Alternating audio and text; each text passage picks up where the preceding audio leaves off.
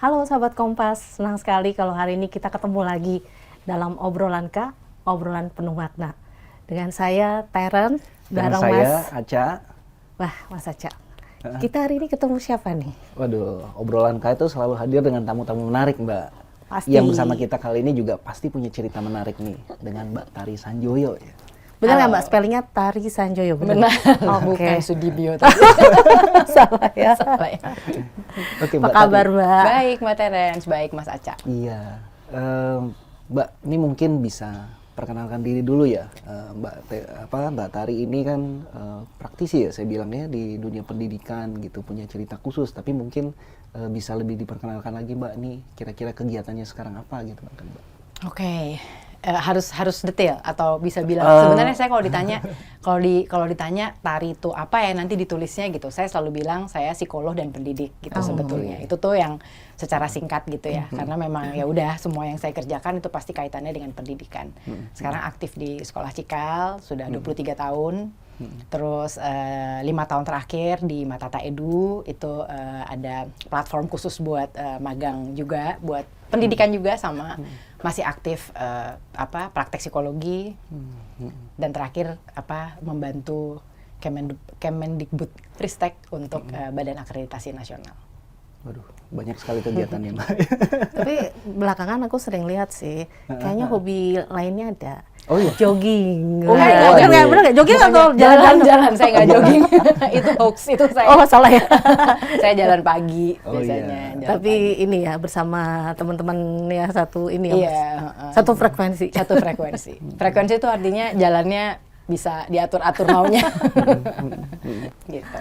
Iya, psikolog ya Mbak ya, tapi akhirnya banyak bergelut juga di dunia pendidikan ya. Iya. Nah itu kenapa sih Mbak? Maksudnya kenapa tertarik dengan dunia pendidikan gitu?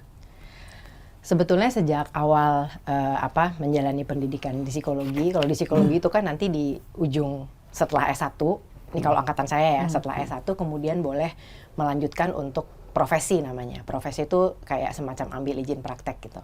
Nah, angkatan saya waktu itu harus masuk ke semua jurusan psikologi. Gitu. Jadi ya mulai dari psikologi klinis, lalu PIO atau industri dan organisasi, perkembangan, pendidikan, sosial gitu ya. Saya masukin semua. Jadi di dalam proses 2 tahun itu menemukan passionnya gitu. Oh, saya kayaknya di pendidikan nih gitu. Jadi sambil izin praktek saya udah magang dalam tanda kutip gitu, udah magang, sudah kerja di sekolah menjadi guru. Gitu. Lalu setelah itu bersama Najila Shihab sama-sama kita membangun Cikal, sekolah Cikal sampai sekarang.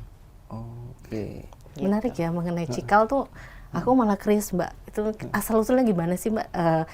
Ya Mbak Tari dan Mbak Najila Shihab itu membuat suatu, tentunya ada sesuatu narasi yang ingin dibangun juga terkait mengenai sekolah Cikal ini ya. Waktu itu simply mahasiswi psikologi yang dua-duanya punya idealisme sih, gitu. Jadi sambil ngajar, sambil ngomel tuh waktu ngambil izin praktek, kok gini sih, kok gitu sih, gitu. Harusnya gini, harusnya gitu ya, dengan idealisme yang membara gitu. Kalau kata Ella, romantisme gitu ya.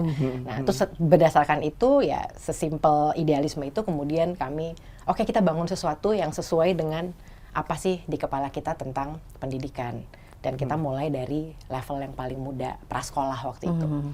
Dan karena masih sibuk sama anak masing-masing, membangun keluarga sendiri juga. Jadi waktu itu memang betul-betul bagaimana membangun suatu institusi yang melihat sekolah sebagai suatu komunitas.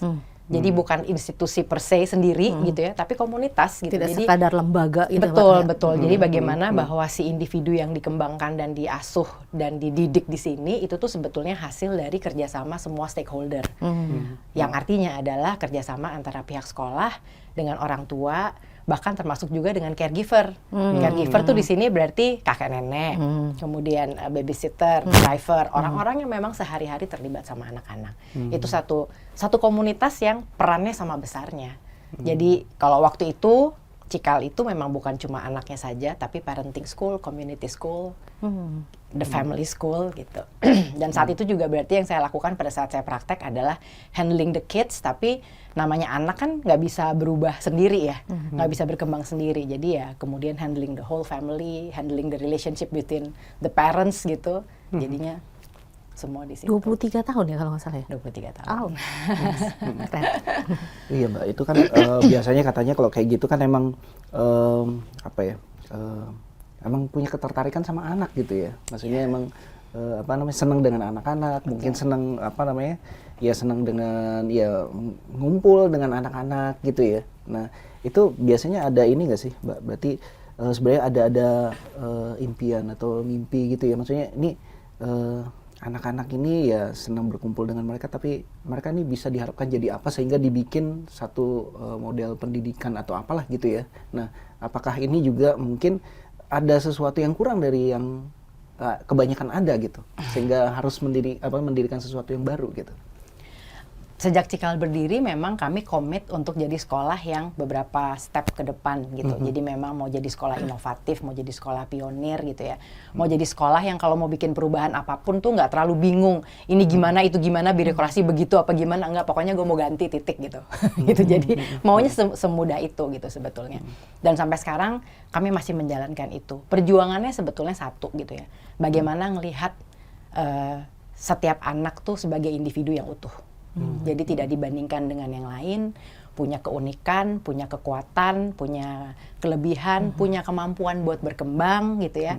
Asalkan seluruh stakeholder tadi menerima dia, kemudian memberikan support. Sebenarnya dari dulu itu yang jadi tujuan kita sama-sama gitu sebenarnya. Yang mungkin di Cikal jadi dalam tanda kutip lebih mudah dijalankan gitu ya. Karena kita mandiri gitu ya. Dalam arti ya kita mendesain kurikulumnya sendiri, trial error sendiri. Kalau salah ya maaf gitu ya. kan apa ya? Lifelong learner itu kan sebenarnya it's about reflective ya. Yes. Gitu. Ini sebenarnya what is my contribution in this situation sih? Kan sebenarnya itu gitu. Jadi kalau salah ya kita perbaiki. Kalau ada yang benar sukses ya kita kembangkan lagi kan sebenarnya kan gitu ya gitu. Dan kita nggak tergantung sama institusi lain, pokoknya kita kerjakan. Itu masih berjuang sampai sekarang sih Mas gitu kalau dibilang. Jadi kalau ditanya sebenarnya adalah sering nih kalau misalnya lagi membuka tahun ajaran gitu, orang kan selalu tanya, "Ntar kok kamu masih bisa di Cikal 23 tahun?" Karena perjuangan itu belum kelar gitu sebenarnya gitu ya. Dan perjuangan berikutnya kan adalah bagaimana apa yang kami anggap baik, praktik baik ini kemudian bisa dirasakan oleh lebih scalable gitu, lebih banyak luas gitu. Nah, itu perjuangan itu yang kayaknya memang belum selesai. Bahkan untuk convincing our own community bahwa misalnya jangan lihat kekurangan anaknya, tapi lihat kelebihannya. Itu aja tuh kayak harus setiap saat diulang kan. Kan contoh kalau kita dulu ya, matematikanya jelek gitu misalnya. Terus seluruh hidupnya diisi dengan les matematika gitu. Ya kan? Jadi kayak given gitu. Jadi kayak kita tuh we're focusing on what we cannot do gitu. Sebenarnya gitu. Padahal sebenarnya kalau misalnya memang kita nggak bisa di matematika, ya tentu misalnya kita kasih les matematika, tapi kita jangan lupa bahwa dia punya kekuatan lain yang sebetulnya juga punya hak untuk mendapatkan alokasi waktu yang sama gitu. Atau kalau misalnya pas mau ujian, dihentikan semua ekskulnya karena dia harus belajar. Itu kan sebenarnya nggak gitu. Justru salah satu booster atau motivasi untuk menjalankan segala tantangan adalah because I know saya punya jam-jam tertentu yang saya tetap dapat kesenangan saya gitu sebenarnya. Itu yang sekarang aja itu yang kita bilang tadi, kita ngobrol di live ya, kita ngomong soal gimana mengubah deficit mindset ini gitu. Bahwa kalau ngeliat orang tuh yang kita lihat dulu, oke ini kekurangannya apa, saya akan boost di mana. Bukan itu gitu. Tapi lebih ke growth-nya gitu, bahwa apa ya keunikan dia? Oh, kita bisa bantu dia di situ gitu. Oh, dia bagus di sini. Let's focus on that gitu. Itu tuh yang mungkin masih diperjuangkan. Secara lebih spesifik kan memang yang digarap itu anak usia dini berarti ya, Cikal itu ya? Sampai SMA. Sampai SMA. Startnya ya? berarti dari usia 6 bulan. 6 bulan ada kelas. 6 bulan. 6 bulan tuh sebetulnya lebih kayak stimulasi dini, kemudian lebih ke parenting school-nya gitu ya. Jadi lebih ke bagaimana menyiapkan orang tua untuk terlibat gitu. Jadi lebih banyak kayak kegiatan-kegiatan bersama keluarga instead of benar-benar buat anaknya gitu. Sampai SMA kok. Sampai SMA. Nah, jadi lulusannya kita udah lihat nih dengan cara si trial error ini. Bukan trial error. I mean like base-nya kan ada ya gitu. Tapi dengan kurikulum yang kita desain sendiri ini kita bisa melihat bagaimana hasilnya gitu di di kehidupan nyata, bagaimana lulusan Cikal, gimana dia survive pindah di tengah-tengah tuh dari SD tiba-tiba pindah ke SMP lain, how they survive with the soft skill gitu tuh kita udah bisa lihat. Kita semakin percaya bahwa kalau di sekolah tuh it's not about learning objektif gitu, bukan soal mata pelajaran. Ya mata pelajaran itu cuma vehicle, tapi kan si competency based gitu tuh kan yang pendidikan karakter lah gitu ya. Itu kalau disebut umum kan pendidikan karakter ya gitu ya. Tapi itu susah loh ngejalaninnya. Kalau pendidikan karakter tapi masih fokus ke mata pelajaran gitu, saya bisa bertaruh bahwa itu susah sekali. Distract-nya banyak ya, Mbak ya. Distract-nya banyak. Karena pasti baliknya ke mata pelajaran gitu kan. Jadi kayak mengubah apa segala jargon pendidikan yang ada, itu tuh kalau di lapangan tuh susah sekali. Kadang ini juga jadi alat ukur sih ya. Betul. Misalnya, oh nilainya sekian iya, ya. gitu. Dan saya lihat sih sekarang maksudnya benar-benar kayak tes masuk ke university itu sekarang juga jalurnya udah banyak. Itu kan sebenarnya membantu ya, sekolah-sekolah yang memang fokusnya ke kompetensi gitu. Karena bagaimana sekolah itu berhasil kan, bagaimana anak ini pada saat keluar dari sekolah itu dia tetap bisa survive, tetap bisa adjust gitu. Itu kan ya salah satu tolak ukurnya gitu kan sebenarnya. Oke, dia berhasil di sekolahnya, begitu pindah ke sekolah lain dia nggak bisa kacau gitu tuh kan. Nah, berarti itu yang gitu berarti itu kayak soft skill-nya itu yang kemudian diuji pada saat dia keluar dari lingkungan yang aman gitu. Dari harian Kompas ID juga kan ya khususnya belakangan ini banyak membahas mengenai pendidikan inklusif ya. Pada saat kami ya riset mengenai Mbak ini di Cikal juga banyak ya Mbak, ada istilahnya ada ruang untuk pengembangan mengenai pendidikan inklusif. Boleh ceritain dong Mbak? Baik, dari Cikal berdiri dulu memang kita membuka satu divisi yang dulu namanya Student Support Center gitu ya. Itu memang untuk anak-anak yang memang membutuhkan support lebih dibanding yang lain dalam mengikuti proses belajar mengajar. Sebenarnya sesimpel itu. We don't label them as anything gitu sebetulnya gitu ya. Nah, divisi itu kemudian ya berkembang juga gitu ya. Berkembang juga sekarang namanya Pendidikan Inklusi Cikal gitu. Supaya orang paham. Supaya orang paham nih apa sih si SSC ini. Cikal tuh inklusi atau bukan, menerima anak kebutuhan khusus apa enggak? Begitu kita bilang kita sekolah inklusi dan punya unit yang namanya pendidikan inklusi Cikal, so semua orang paham gitu sebenarnya. Tapi sebetulnya semangatnya tetap sama. Semangatnya adalah bagaimana kita membantu anak-anak yang punya kebutuhan yang berbeda dibanding yang lain gitu sebenarnya. Jadi kita ngelihat apakah dia misalnya karena dia punya kesulitan dalam berinteraksi dengan orang lain, misalnya autistik gitu ya. Nah, apakah kemudian dia bisa gabung sama kelas yang lebih besar? Berarti di pendidikan inklusinya itu dia harus masuk dulu ke dalam kelompok-kelompok kecil. Ada juga anak-anak yang mungkin belum bisa nih untuk ngikuti kegiatan kelas secara utuh, dia one to one dulu kelasnya. Jadi belajar self-regulasi dulu, memahami emosinya, belajar menghadapi kalau dia lagi tantrum, baru kemudian nanti perlahan secara bertahap masuk ke kelompok yang lebih kecil, cuman 3 anak, lama-lama ke 7 anak, sehingga akhirnya di pelajaran-pelajaran tertentu dia bisa gabung sama angkatannya, gitu. Nah, itu yang sampai sekarang kita lakukan. Gitu sebenarnya. Perkembangannya mungkin kalau dulu karena kita masih belajar, kita hanya terima anak-anak berkebutuhan khusus yang high functioning. High functioning itu dalam arti dia nggak punya kesulitan dalam mengikuti tuntutan belajar di dalam kelas. Tapi lama-kelamaan kita juga udah belajar, guru-guru kita juga sudah jauh lebih terampil gitu. Kita jadi menerima lebih besar lagi berbagai macam kesulitan belajar, disleksia, diskalkulia, disgrafia, atau anak-anak yang misalnya punya keunikan di area indera pendengarannya, penuh tantangan di situ. Guru-guru kita udah bisa bagaimana melakukan adjustment atau penyesuaian terhadap materi belajar supaya bisa diterima sama anak-anaknya gitu. Semangatnya sama gitu. Betul-betul membantu setiap anak yang punya kebutuhan lebih. Dan kebutuhan lebih ya, support lebih itu tuh bisa temporer, bisa juga memang kalau udah didiagnosa suatu kebutuhan khusus, itu kan terus-menerus gitu ya. Oh, dia attention deficit disorder, oh dia Asperger, oh dia itu kan terus-menerus tuh gitu. Tapi ada juga anak-anak yang pada periode tertentu itu jadi punya kebutuhan khusus, misalnya dia mengalami stres besar di keluarga. Perpisahan orang tua, perpindahan, ada orang tua yang meninggal.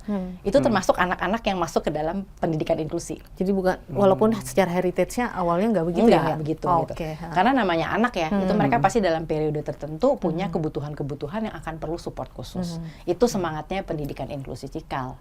Karena ya itu tadi gitu. Karena setiap orang, nih perjuangannya nih Mas, bahwa setiap orang itu punya kebutuhan yang unik, siapapun gitu. Jadi kalau kita bilang itu anak kebutuhan khusus ya gitu, itu tuh anak SSC ya, dulu kalau di Cikal ada labelnya anak SSC gitu ya, karena divisinya namanya Student Support Center. Itu tuh kayak memberikan label sama anak itu gitu.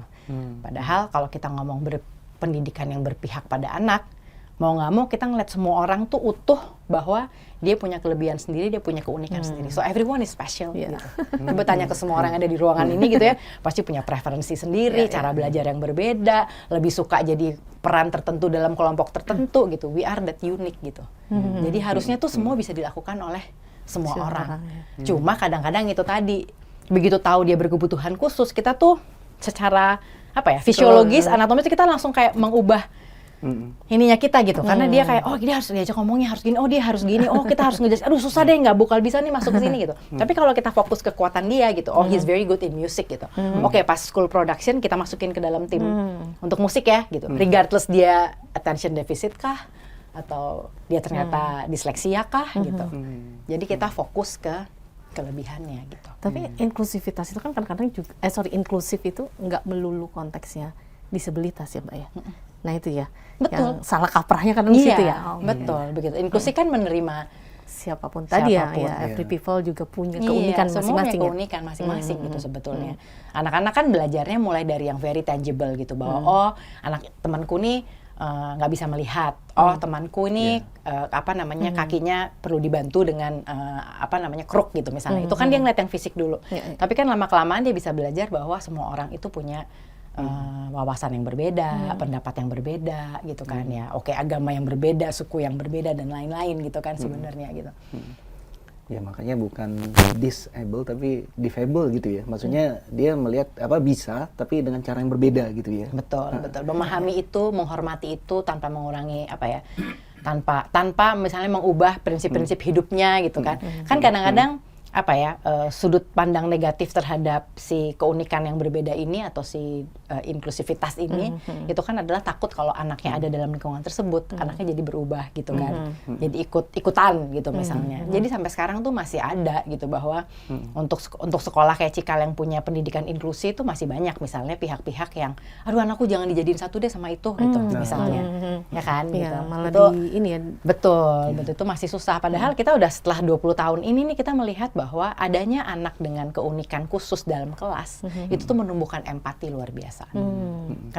Kenapa itu juga kaitannya juga kenapa Cikal menyediakan semua pelajaran agama gitu. Karena the only way to teach tolerance adalah anak-anak itu harus ada dalam lingkungan yang heterogen gitu. Gimana caranya belajar tolerance kalau semuanya sama? Iya, mereka mesti tahu How bahwa can you memang manage? ada Gitu. perbedaan. Betul. Jadi itu yang jadi penting sebenarnya. Nah itu tadi saya jadi tertarik itu sih Mbak. Maksudnya kan inklusif ini berarti mereka disatukan gitu ya, dengan yang teman-teman yang mungkin punya kesamaan atau kita anggaplah anak-anak pada umumnya gitu ya. Nah ya tadi kan Mbak sudah singgung ada ya mungkin ada semacam kekhawatiran atau gimana. Nah, itu dari pihak sekolah sendiri bagaimana itu menghadapi itu ya gitu. Pertama tuh ada periode di dalam setiap awal tahun ajaran nih sedang terjadi nih sekarang. Itu tuh namanya commencement period. Itu tuh pengenalan murid terhadap situasi belajarnya yang akan dihadapi selama setahun ke depan. Oh ini nih my classmates gitu ya. Kayak gini nih gitu ya. Aku di geng mana nih kira-kira gitu misalnya. Kan itu mereka kayak I'm mapping myself gitu kan. Terus dia belajar soal school policy gitu. Kenapa ada aturan-aturan. Aturan-aturan juga kita selalu jadiin diskusi. Why ada aturan ini? Kenapa? Gitu. Itu tuh lebih penting dibandingkan bilang pokoknya kamu nggak boleh begini gitu kan. Itu jadi lebih penting apalagi anak sekarang kan gitu kayak bisa tuh berdebat sama kepala sekolahnya kayak di sini tulisnya direkomendasi loh Miss berarti nggak wajib yang kayak gitu-gitu kan. Itu tuh satu diskusi yang sering terjadi gitu kan. Debatable. Kalau rambutku gondrong nih nggak ngaruh loh, I'm still me, I still a good learner gitu, kenapa nggak boleh gondrong gitu kayak gitu-gitu kan. Jadi itu pengenalan di commencement. Nah, salah satu topik di situ adalah bagaimana dia mengenal teman-temannya satu sama lain, gitu. Jadi kayak, ini kamu punya teman yang khusus, kamu punya teman yang spesial. Kalau dia lagi marah, kamu harus kalau lagi tantrum gitu ya istilahnya, kamu harus bantu ya supaya nggak ada benda-benda tajam nih di sekitar, gitu. Dijagain ya, gitu. Kalau lagi ke kantin istirahat, ditemenin ya. Dia harus punya buddy di setiap istirahat gitu misalnya. Itu tuh sesuatu yang dibahas oleh homeroom-nya. oleh wali kelas gitu. Jadi mereka bener-bener oh ini ada si Tari yang kayak gini nih. Kalau dia lagi mulai marah-marah mesti ditenangin gitu kan gitu. Nah itu yang kita lihat udah berjalan selama 20 tahun ini gitu. Bagaimana they understand their friends, nyoba bantu sehingga itu kenapa bully nggak terjadi gitu. Karena semua orang membantu gitu. Semua orang tahu dia punya kebutuhan khusus dan ini nih my classmates, I have to help him or her gitu. Berarti no need kayak shadow teacher gitu ya? Nah, sometimes kan shadow teacher tuh Iya. tools sebetulnya. Jadi Tapi GPK disebutnya di-provide guru oleh- pendamping khusus ya namanya ya gitu. Nah itu tuh, kalau kita mau nyatuin anak ke dalam satu angkatannya yang apa reguler lah kita sebutnya gitu ya, itu tuh kita harus ngeliat kesiapan dia. Anak itu berkembang dengan baik kalau dia punya pengalaman berhasil yang banyak. Kalau kita nggak bertahap naruhnya gitu tuh nanti yang dia muncul adalah pengalaman gagal terus kan. Aku nggak bisa di sini gitu. Nah itu tuh yang kita jagain. Jadi kalau dia emang belum bisa gabung sama temennya, dia masuk ke dalam pendidikan inklusi yang cuman one to one atau dalam kelompok kecil, atau nih ada namanya nih PCC ya, Personalized Curriculum Circle. Setiap anak tuh beda-beda. Tari misalnya, untuk pelajaran eksakta nih semua dia harus one to one karena dia perlu gambar, dia perlu ada latihan-latihan, dia perlu segala macam. Tetapi kalau untuk di pelajaran seni dia bisa gabung nih sama teman-teman yang lain gitu. Tapi ada anak yang justru pas eksakta dia canggih, dia mental math-nya bagus apa segala macam, dia bisa tuh dalam kelas gitu, nggak terganggu sama teman-teman yang lain gitu. Tapi di olahraga misalnya dia harus sendiri atau apa. Jadi tuh anak-anak memang punya apa ya, punya keunikan profilnya tersendiri gitu sebetulnya.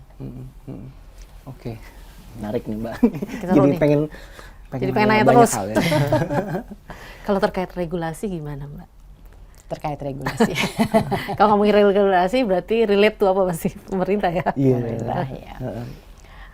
Ini belajar banget melihat bahwa apa yang dicanangkan oleh pemerintah itu turun ke bawahnya tuh nggak mudah gitu kan sebenarnya. Apalagi kalau kita ngomong situasi sekolah di Indonesia dari Sabang sampai Merauke dengan berbagai keunikan di daerahnya masing-masing gitu kan. Jadi memang akan butuh waktu gitu, akan butuh waktu untuk kemudian bisa memastikan bahwa kayak peraturan pemerintah bahwa setiap kota, setiap kabupaten harus punya minimal 1 SD dan 1 SMP gitu yang untuk membuka kesempatan anak kebutuhan khusus masuk gitu misalnya.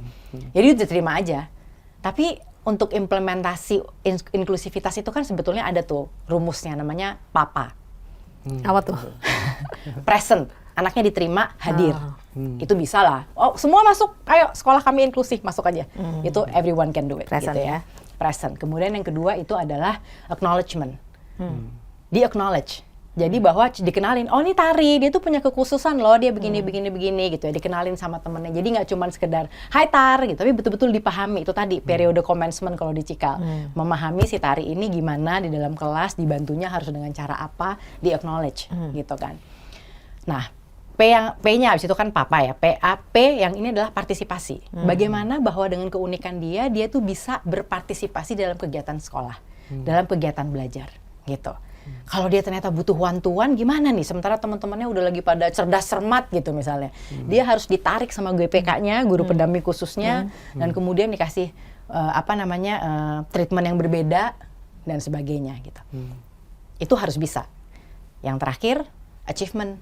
Dia dibantu nggak untuk menyalurkan kekuatannya lewat berbagai kompetisi yang sesuai buat dia. Gitu. Yang sesuai ya kata kuncinya. Sesuai ya? sama kekuatan dia, Iya. ya kan? Nah, si Papa itu tuh yang susah banget gitu. Kayak yakin nggak? Nerima sih nerima aja. Terus guru juga punya banyak reluctancy. Gue nggak bisa, gue nggak ngerti gimana ngadepinnya gitu. Gitu karena itu tuh kan terus ya udah diterima tapi didiemin. Nah, itu tuh yang lebih sedih sih. Sebenarnya diterima tapi didiemin nggak dapat kesempatan yang sama. Itu yang menantang sekali gitu. Jadi gapnya pasti ada gitu ya. Dan keunikan negara ini kan adalah bahwa punya budaya kearifan lokal dan luar biasa, level kognisi yang berbeda-beda, situasi keamanan yang menantang di banyak daerah kayak gitu-gitu ya. Berarti gap pasti ada. Nanti tinggal kita ngomongin ini mau berapa tahun lagi nih untuk kemudian terjadi, and how the government is actually supporting setiap daerah yang butuh. Gitu. Tadi 4 poin itu ya. Jadi present, acknowledge gitu ya. Participate sama achievement. Achievement. Ya. Nah, ini kan bicara achievement ini kan memang banyak orang lah ya. Mungkin orang tua pada umumnya juga sangat sangat concern dan mungkin concern yang terlalu berlebihan gitu. Pokoknya anak gue harus bisa ini gitu ya. Nah ini kan ketika ada yang katakanlah yang berkebutuhan khusus, ya kan ini kan mungkin harus ada perhatian lebih gitu. Ini mengganggu nggak nanti dengan achievement anak saya gitu. Nah ada kayak gitu nggak? Dan gimana sih pengalaman di Cikal sendiri ya selama ini? Apakah itu akhirnya apa namanya? Ya ini ya di dalam apa namanya? Akhirnya nanti gimana? Apa namanya? Bisa tetap prosesnya berjalan dengan baik dan hasilnya seperti apa gitu? Kalau kita ngomong pendidikan, semua orang tua, semua sekolah pasti maunya anak berhasil dan kemudian apa ya bisa bekerja di bidang yang mereka minati. Gitu. Intinya kalau anak kebutuhan khusus tuh maunya mandiri. Apa sih mandiri gitu? Mandiri itu kan berarti mengurus diri sendiri, bisa apa namanya providing financial sendiri gitu ya. Nah, tentu untuk menuju ke sana, maka kalau tadi apa yang harus dilakukan, ya kita harus kasih kesempatan-kesempatan untuk mereka mandiri, gitu.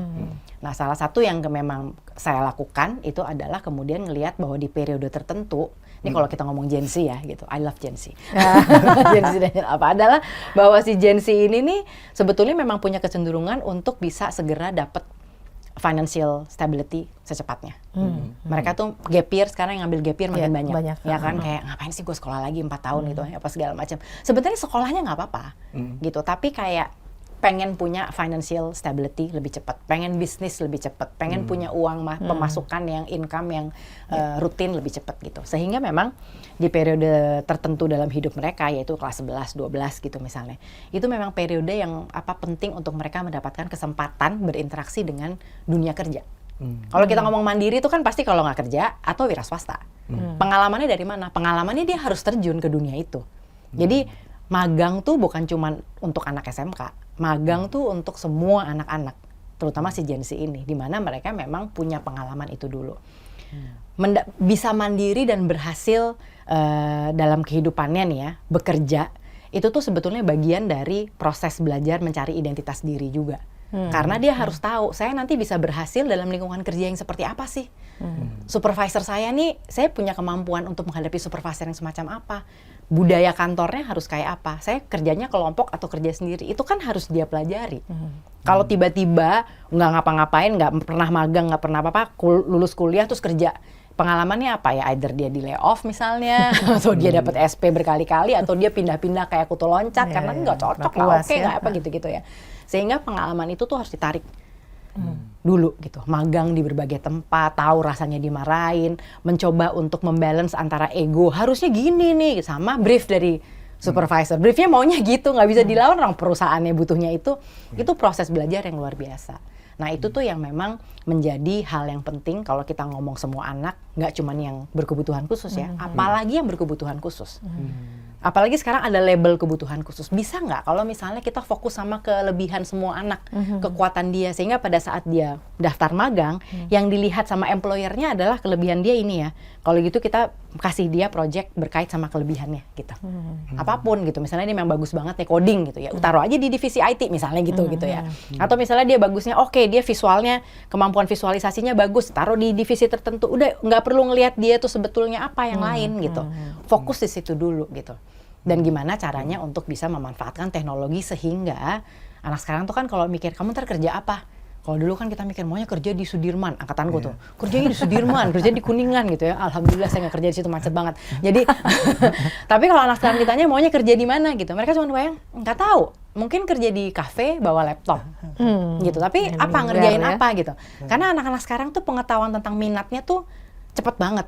SMP gitu udah yakin banget pokoknya saya mau ini gitu. Dan kemudian tidak mengindahkan semua pelajaran yang nggak relevan menurut dia. Dia cuekin aja, gue nggak suka math titik gitu. Gue maunya seni aja. SMP udah kayak gitu. Nggak peduli nilainya berapa. Nggak peduli bodo amat gitu kan, kayak gitu kan. Nah jadi karena mereka udah fokus banget di situ, nah itu tuh yang kemudian harus dilihat nih kita sebagai stakeholder yang bisa jadi komunitas sekolah tuh, nih gimana nih memanfaatkan nih anak kebutuhan khusus itu tuh. Bahkan dari kecil tuh udah lebih duluan ketahuan, karena memang di awal pendidikannya tuh kita nyari triggernya apa nih anak kebutuhan khusus ini. Teman-temannya masih hahihi, geng sana geng sini gitu, kalau anak kebutuhan khusus dari SD udah dicari. Dia dari multiple intelligence dia di mana nih kuatnya. Dia lebih cepat tuh taunya. Nah, itu kalau kita bisa ngelihat itu dan kemudian memberikan pathway karir, Recommendation recommendation, gitu. dia belajar magang, Ya, ya. dia itu segala. Nah, itu tuh dia bisa lebih cepat, bahkan lebih cepat dapat kerjaan kali. Karena kan banyak anak kebutuhan khusus yang mungkin secara kognisi nggak mampu tuh kalau untuk di university gitu kan. Dia harus yang praktikal gitu, kemudian cepat. Nah, SMA bahkan mungkin dia udah mulai harus mandiri. Nah, itu tuh sebetulnya membantu kita untuk bisa menjalankan apa yang namanya pendidikan berpihak pada anak. Semua anak dilihat yang sama. Regardless, kita justru harus belajar dari mana kita pengen bikin inklusi gitu sebenarnya. Harus belajar dari semua tuh guru-guru shadow teacher, guru pendamping khusus tuh mereka luar biasa loh. They can see the kids gitu untuk bener-bener oh anak ini gini dia udah nggak lihat yang lain. Luar biasa gitu. Mungkin keuntungannya saya belajar dari psikologi. Psikologi itu kan orang tuh utuh ya. Profilnya ya dilihat gitu, nggak dibandingin sama yang lain gitu sebenarnya. Tapi dalam lapangannya guru-guru itu luar biasa. Guru-guru pendamping khusus itu. Nah, gimana mengeluarkan sensitivitas, mengembangkan kepekaan mereka terhadap uniqueness ini yang kemudian perlu dipelajari sama kita semua. Oke. Gitu. Keren. Luar biasa. Aku jadi inget kalau anak-anak sekarang yang gap year-nya itu dengan mudah gitu ya. Coba kalau kita dulu ya bisa diteriakin, udah di sekolahin bukannya kerja cepet-cepet gitu ya. Iya kan? Gitu. Iya, memang. Beda-beda zaman, Mbak. Beda zaman. Ketahuan generasinya. Oke, seru banget. Kayaknya pengen ngegali banyak hal. Nih ada banyak hal yang aku pengen tahu mengenai pemagangan, mengenai bagaimana tadi anak-anak sekarang how to treat-nya untuk mereka bisa fokus di perusahaan gitu ya. Tapi kayaknya tuh nanti di Sesi waktu yang berikut. berikutnya ya Mas Iya, Aja, iya, karena iya. banyak hal banget Iya. yang mesti kita gali ya. Kayaknya perlu ngobrol lagi nanti. Pasti. Gak apa-apa kan kalau udah Nggak lagi. apa-apa. pasti. Aku nggak bisa berhenti emang kalau ngomongin ini. Iya Mas Aja, gimana nih? Oke, Mbak Tari, terima kasih banget sudah sama-sama, boleh Mas join Aca, Mbak bersama Terence. kita ya di obrolan K. Kita bisa ngobrol banyak apa ya. Saya pikir pasti para sahabat Kompas juga bisa menangkap ada makna dari pembicaraan ini. Oke, sekali lagi kita apresiasi Mbak Tari Sanjoyo atas kehadirannya, Mbak Terence. Nah, mungkin sampai di sini dulu para sahabat Kompas dalam episode kali ini bersama Mbak Tari Sanjoyo dalam obrolan K. Sampai ketemu. Bye. Bye-bye.